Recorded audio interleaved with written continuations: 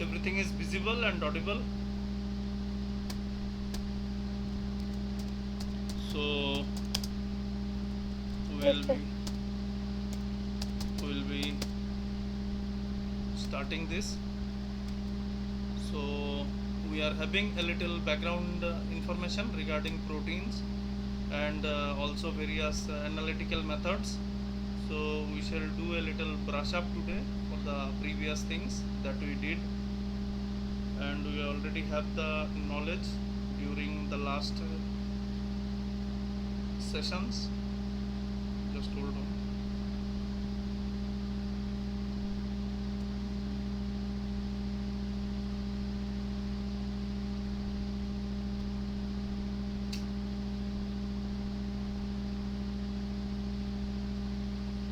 Okay. So when we talk about proteins, we are essentially talking about a macromolecule. So this is a macromolecule. That means it is having high molecular weight. These things we already know. And one more property of a macromolecule is it is nothing but a polymer. So this thing we also know that it is nothing but a polymer, which is made up of small units or amino acids of 20 different types, like this. Each and every amino acid is different from one another in terms of molecular weight, side chain, isoelectric pH, and what else, and many other things. Okay, so on what basis they are different? These are polymer of amino acids which are different in all respects.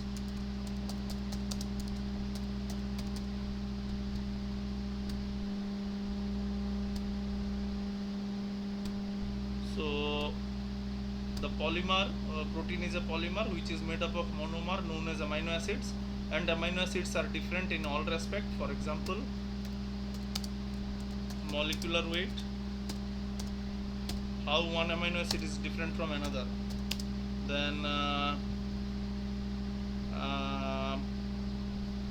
we shall say, okay, no problem, isoelectric pH. Okay, then polarity, then several other, for example, structure and geometry. Okay, initially structure and geometry. And since these amino acids are different, at least in these points, therefore there is a possibility that we can give rise to a variety of amino acids or variety of proteins with the same combination of amino acids. But since all these properties are different in each and every amino acids, there are possibility that we can give rise to a variety of proteins. So in total, proteins are innumerable. You cannot able to count all kinds of proteins. Now all these proteins are made up of what? Different combinations of amino acids. Different combinations of amino acids. This thing we already know. So okay, I'll put it like this. Different combinations of amino acids, we have generated this, what do you call, different proteins. Now if we see the basic structure of an amino acid, that also we already know, in last class we have studied, but again all over again we shall do it once again. There is no problem in that. So like this, we will draw on the general structure of the amino acid, of any amino acid, where carbon is the central molecule, and since it is having 4 valencies, so there are 4 different hands. 2 hands are very common, where in one there will be a R group, at the bottom there will be a proton, at one side there will be a amine group. Okay, we will write it like this, and there will also be a carboxylic acid group. So we will put a negative charge here and we will put a positive charge here. Now this is the general structure of an amino acid. Okay, this thing we already know. This is an amine group and this is an carboxylic acid group. So those who have forgot, for them I am once again writing amine group and carboxylic acid group.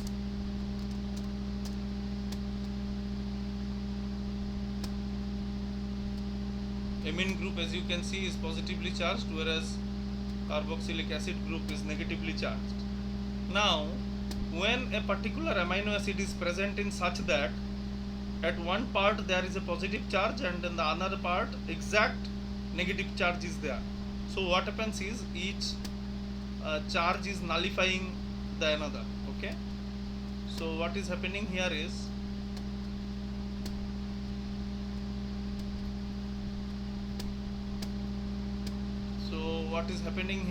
as you can see, one charge is getting nullified by another, isn't it? So there is no net charge. This also you understand. So if there is no net charge, this kind of situation when arise, we call them what? Zwitter ion. Okay, this also you know. No net charge,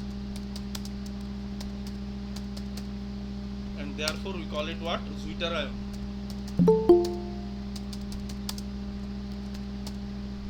Okay, so in any amino acid when there is no net charge, we shall call it a Zwitter ion. Okay, but every time Zwitter ion is not possible. We shall see how. In many cases the Zwitter ion is not possible. The screen is visible, right? For example, if the R group is changed, okay, for screen দেখা যাচ্ছে কিন্তু কথাগুলি কেটে কেটে আসছে। আচ্ছা ঠিক আছে, আমি দেখছি আবার।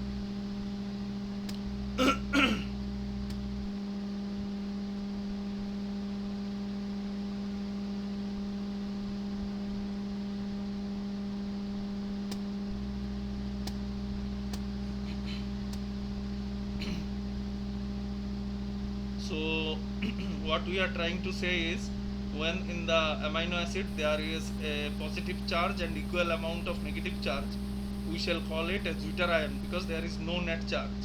So what does it mean? It means that it will not move to any of the electrodes. For example, if there is an electric field,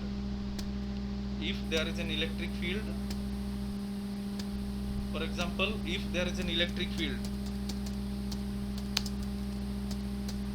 okay, in this electric field there will be no movement of the amino acid, okay, because it is present as a Zwitter ion. So if we ask you one question that what exactly you mean by a Zwitter ion, then you should say that Zwitter ion, there is no net charge because there is a single positive charge and negative charge, and therefore in the electric field the amino acid will not move to any of the electrode, positive, negative. It will stay at a permanent space. This kind of amino acid structure is called as Zwitter ion, but this is not always present. Okay, how why it is not always present? Because some R groups are positively charged. There are some R groups which are positively charged. Okay, so this thing also you know. There are some positively charged R groups, isn't it? For example, let us write about lysine. Okay, let us write about arginine. These things are positively charged R groups. Okay, on the other hand, as you know that there are also negatively charged R groups. Since we are doing a revision, so negatively charged R group, for example glutamic acid,